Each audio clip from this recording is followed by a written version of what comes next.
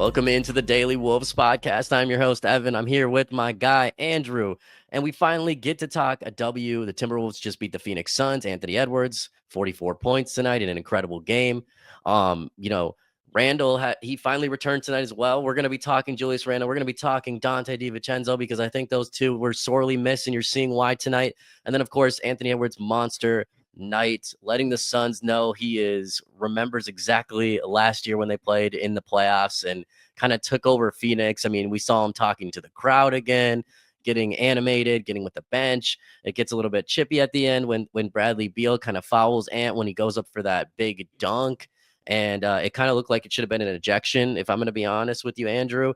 But, nonetheless, Anthony Edwards, I thought the most impressive thing besides his points tonight, he kept his emotions intact, and that's something all Timberwolves fans have just wanted for so long.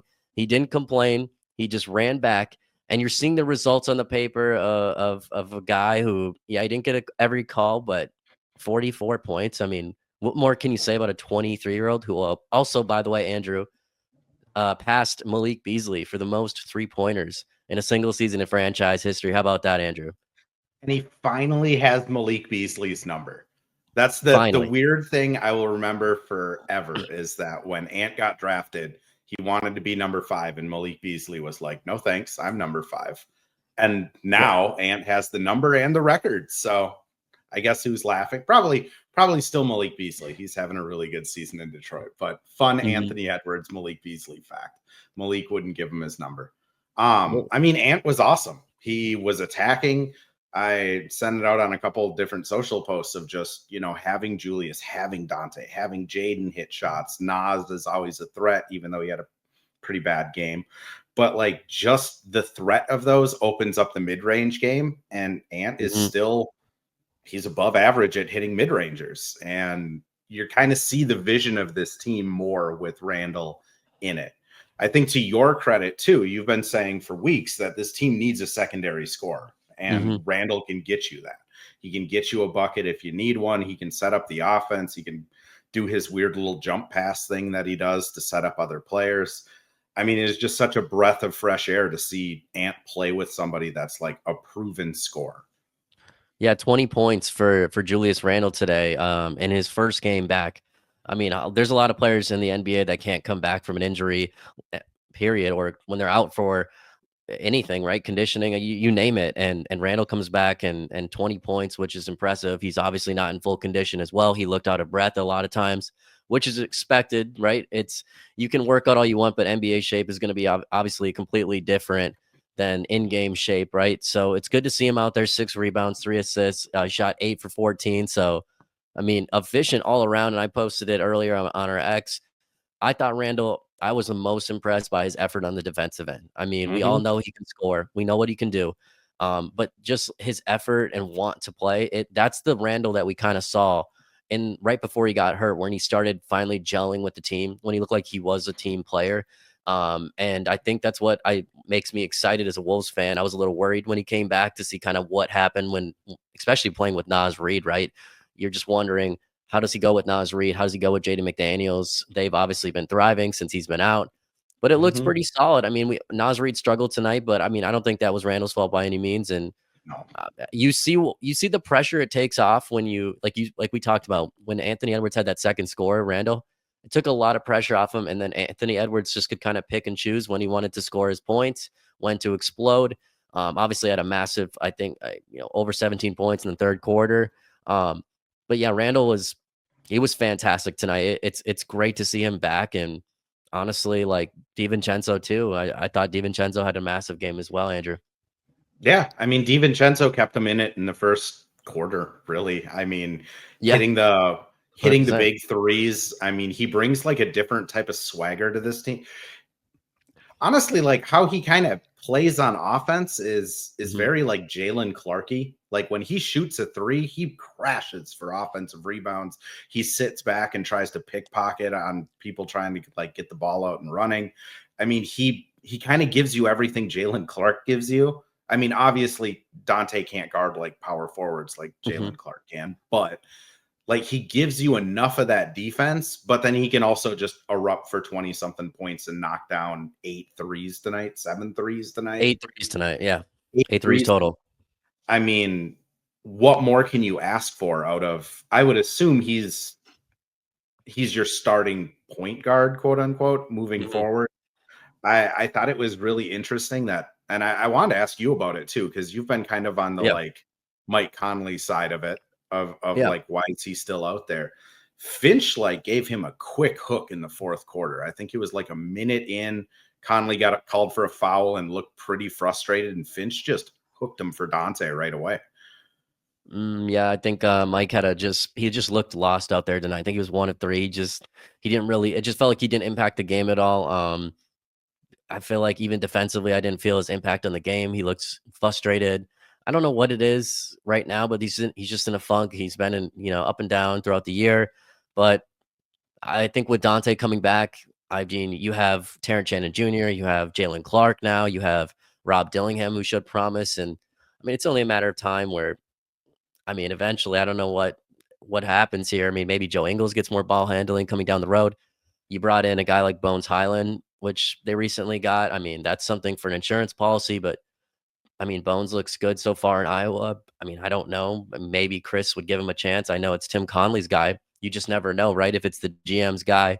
I guess we'll see. He was a fantastic player last year for the Timberwolves. He's had an A1 career, a Hall of Fame person, probably one of the best people out there, but sometimes it just is what it is. Hopefully he rebounds, and that's all I can say about Mike Conley. Because, but yeah, I mean it's tough it's tough because you think if like Rob Dillingham were to play or somebody else in that during Conley's minutes, you just I don't know. I just get the feeling that that could take this team to a different place. I don't know. I guess time will tell on that one. I thought we were talking about Donte DiVincenzo, Andrew. I kind of want to go into his game. That's rated R Ray Goo. That is the nickname I've given him. That is the best. That is my favorite, one of my favorite players all time for the Minnesota Timberwolves. So I'm going to say it. He's one of my favorite players all time. I think his game is so exciting. He's like a microwave scorer, a 3-point threat, just a dog, hustles, does all those things that, might not always show up in the stat sheet as well, but 8 threes tonight. And a crazy stat I saw from Timberwolves PR, Donte DiVincenzo is the first player in NBA history with 7+ made threes and 5+ steals off the bench. That is crazy. So Dante's making an impact. Not only that, the first player in NBA history to do that tonight. 24 points, 8 for 14. Absolutely monster game from Donte. And he just shows you in his first 2 games being back how much of an impact he's making. And he's coming off the bench too. He's getting less minutes because he's playing on a minute restriction. When that goes up, I mean, people forget before he went out injured, Donte had numerous games where he was scoring 20 or more. He was on a heater right before he got injured. I mean, this dude is looking like the way he's playing, Andrew, it makes the Karl Anthony Towns trade a lot less, hard of a pill to swallow because you're seeing why the Wolves wanted him so bad in the trade and why initially when they went to talks, they demanded Donte DiVincenzo, man. I mean, it's 24 points in 27 minutes for a Hmm. bench guy. And like I think we both kind of know that like he's going to be starting probably against Philadelphia. He's probably going to be starting the rest of the season. Hmm. He's just awesome. I mean, he can He's do amazing. the pick and he can run that like pick and fade play where he hides behind the screener and hits threes. He just knows how to like drift towards open spots on the floor. Like, and that's a skill. It seems kind of dumb to know like spacing as a skill, but like he knows how to space. He knows exactly Hmm. where to be on the wing to give the corner guy more space, to put defenders in a bad spot. And I mean, again, we saw it tonight with Ant going off, with Randle being able to get to the rim. There was multiple times that Donte was just left wide open because they were trying to collapse Insane. on Randle or double Ant. And the other thing I was really impressed with to go off of Donte, like Ant had 7 assists and 1 turnover. I Hmm. mean, if this is going to be the point Ant that we're going to be seeing the rest of the season, which small sample size, but if he's able to do that consistently, there isn't a need for a point guard. I mean, Ant has the ability to do it. He just needs to do it. And tonight he trusted his teammates a lot. I think having Randle back is again one of the reasons why you have all these guys back. You're putting 3-point shooting around Ant and Donte. There's tons of guys that are like around Ant right now that are he's getting all these players back at the right time, I guess I would say. And you're seeing why they were so missed. I think this is weird too, but Gobert being off the court, maybe Yeah. that kind of helps with Ant's assists too a little bit, just because I feel like they play faster, move the ball around. Gobert's not in the paint as much. But I mean, they have missed Gobert as well being out. So it's kind of one of those, who knows? But hopefully he can figure it out. I mean, 5 rebounds for Ant tonight as well, 44 points. Again, absolutely just a monster game all around. And of course, going up against Kevin Durant, maybe a future Timberwolf. We'll see, I guess, one of his idols. But I thought he just took on the mission of wanting to prove himself to his favorite player, but to Devin Booker, to the Suns, and he knows he's on ESPN again. He knows he's on national TV, and we know anything. If it's a national TV game, Anthony Edwards usually he feels it. He knows the Timberwolves get up Mhm. for it. I thought something that was interesting tonight too that we have to talk about. It's not all great things. There's some things that are bad as well. That is Nas Reed, and Nas Reed is looking right now like he's in absolute mental shambles. It is, you can just tell it's not the town, it's nothing, but it's all up in his head right now. He looks like he's just beside himself. He looks frustrated. I saw him plays on TV, kind of hanging his head when he's missing the size. I mean, 3 for 15 tonight, just a horrendous game for Nas Reed all around. He's been struggling of late, kind of. He's a streaky guy, Andrew. What stuck out to you, I guess, about Nas Reed's game tonight? Good, bad, anything? I To me, this is just kind of who Nas Reed is. He Mhm, has awesome games and he has really, really bad games. I threw the stat up on Twitter that pretty much 70% of his games are either him shooting over 60 or over 50% from the field or under 40%. There really isn't an in-between with him. I mhm. think Nas is going to pull himself out of it, and it's easy to forget he's still just 25 years old. Like, he's still, even though he's been with the Wolves for 6 years, he's still by all means a young player. He hasn't Mhm. entered his prime yet. If there was one thing I'd kind of say is that concerns me is if the long-term future of the Wolves is Nas Reed playing 35 minutes a night, they have to figure out whether it's mentally, whether it's shot mechanics, whether it's him just missing shots, whatever it is, they have to figure out how to balance that kind of really high peaks and really low valleys. Because if you're going to be a starter playing that type of minutes, you can't really have games where you're just a no show, especially if they're relying on you. The other thing I'd say is that going off your like body language point, that he does when he's having really bad games, he does kind of beat himself up for it. I think Nikhil Alexander Walker is a really good guy to like look at and be like, that's what we would want from Nas. Nikhil went over 6 tonight. He was still busting it on defense. He's Mhm. still, attacking the rim, finding guys open, and still just really engaged all around. And not to say Nas wasn't engaged, but it's Yeah. just kind of a different energy. I thought Nas, yeah, he's still trying the defensive end tonight. He did get burned a little bit. He fouled some points, but he looked like he was at least trying on that end. But yeah, I like the Nikhil point a lot. 0 for 6 for Nikhil, but yeah, definitely trying tonight, working hard.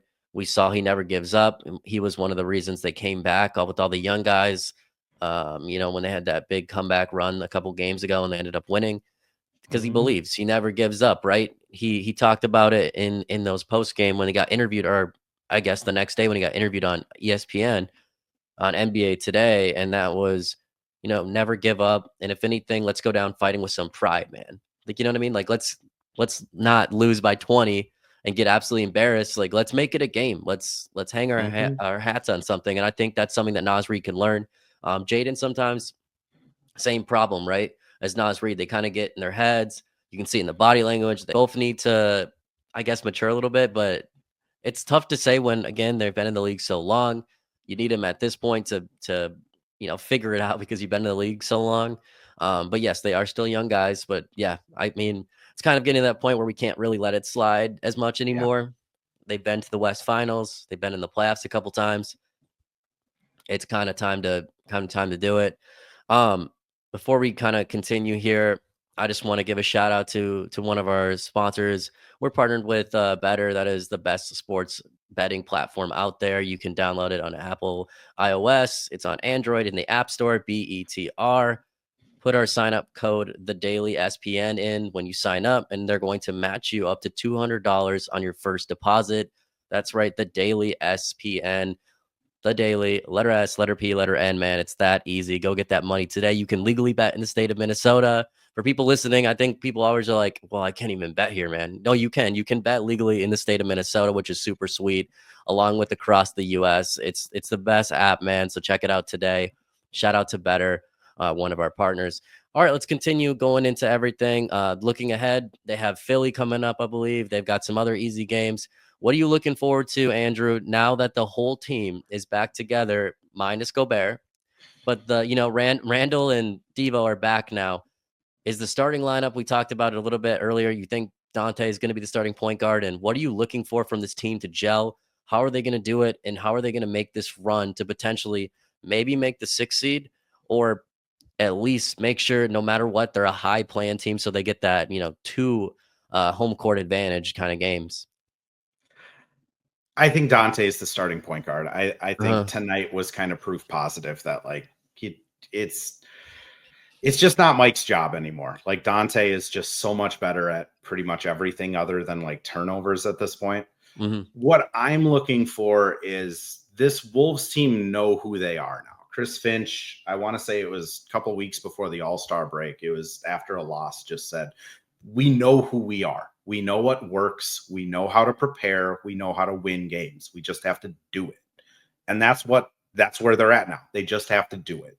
It isn't, if they go out and lose to Philly, what did this win tonight mean? mhm. Extensively nothing. If Yep. they go out and lose to Philly and then beat Charlotte, or if they lose to both of them, I mean, I saw some people talking about it online of just like it's starting to feel like if they can't win quickly, this is going to be one of those lost seasons. And that's kind of what it's looking like. I guess if I'm being optimistic about it, they showed it on ESPN tonight, ESPN during the game. They have the easiest schedule for the rest of the year in the West. Mhm. They do have games against Denver.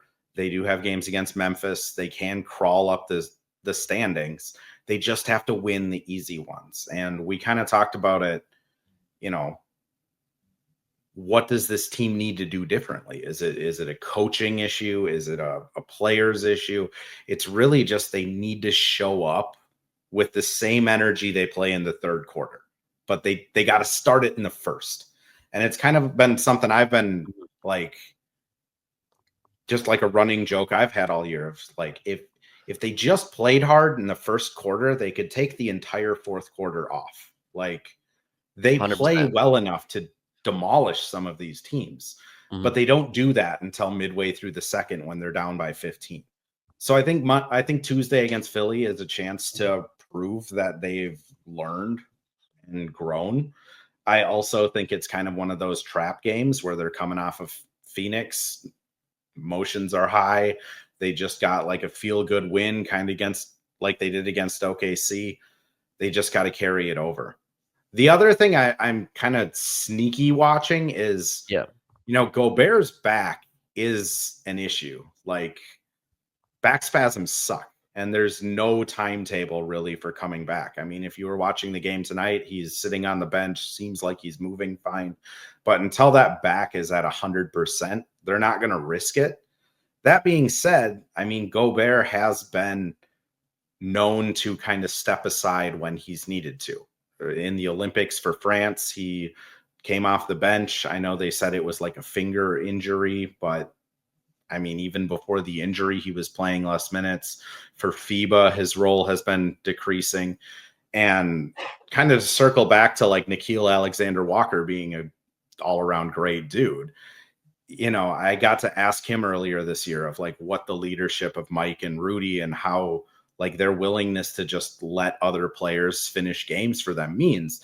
And he's like, he kind of took like a second to think about it. And then he was like, they're very good at sacrificing for a greater purpose. And the greater purpose is winning. And when we Mm, talk to each other, mm, we all know what to do. We know what we have to do to win, but some people just need to sacrifice. That could That be is, Rudy and Mike needing to take the bench. That could be Ant not shooting all these threes. That could be Jaden driving instead of shooting. It's very vague, but also like it sums up the entire Timberwolves season. Everyone on the team just needs to learn to sacrifice. yeah. I mean, I guess we'll see. We'll find out. I'll be watching now. That's a great point you just brought up. I hope people listening also watch for that, because that could come out to be something later down the road, or maybe they make a run because of it, maybe they don't, and then we revisit that. But yeah, we look ahead to the next games. We're always coming to you live after every single game. We're going to be covering, of course, after the Philadelphia game before we get out of here.